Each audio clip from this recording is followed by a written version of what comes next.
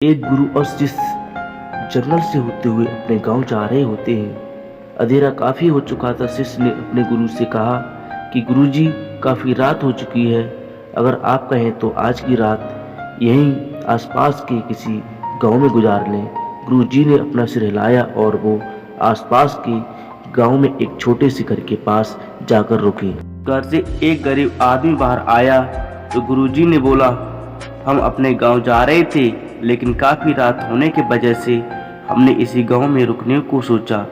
क्या हम आज रात आपके यहाँ रुक सकते हैं? गरीब आदमी बोला, हाँ क्यों नहीं, आप दोनों अंदर आ जाइए।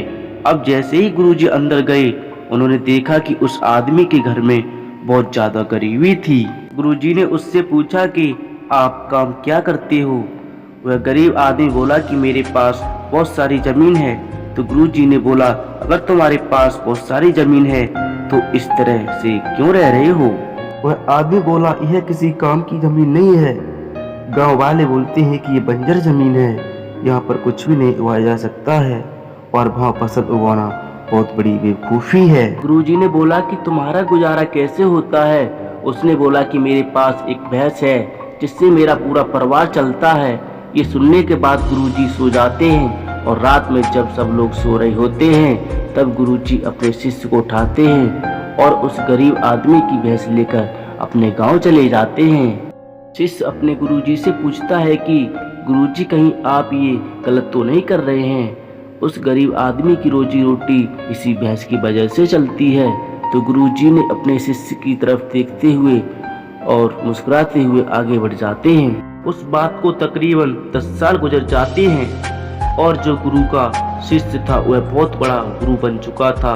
तो एक दिन उन्हें उस गरीब आदमी की याद आती है कि मेरे गुरु ने उस आदमी के साथ अच्छा नहीं किया था, मुझे एक बार चलकर देखना चाहिए कि वह आदमी अब किस परिस्थिति में है। वह शिष्य उस गांव की तरफ जाता है और वहां जैसे ही पहुंचता है तो वहां देखता है कि जहां पर उस गरीब आदमी का झोपड़ा था वहां पर एक बड़ा ही आलीशान महल बन चुका था और उस झोपड़ी के बाहर जो बंजर जमीन थी उस पर फल और फूलों के बगीचे थे।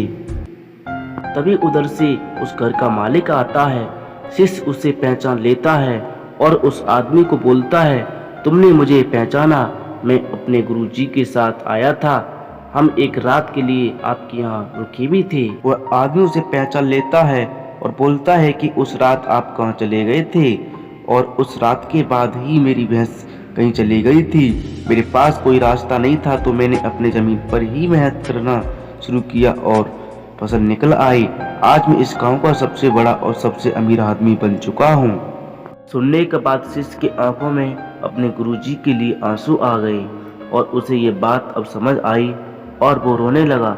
इस कहानी से हमें ये सीख मिलती है कि हमारे अंदर ऐसी बहुत सी टैलेंट छुपी हुई हैं, लेकिन हमें कोई ना कोई चीज रुका कर रखी है। वो आपके फैमिली वाले भी हो सकते हैं, आपकी जॉब भी हो सकती है, कुछ और भी हो सकता है।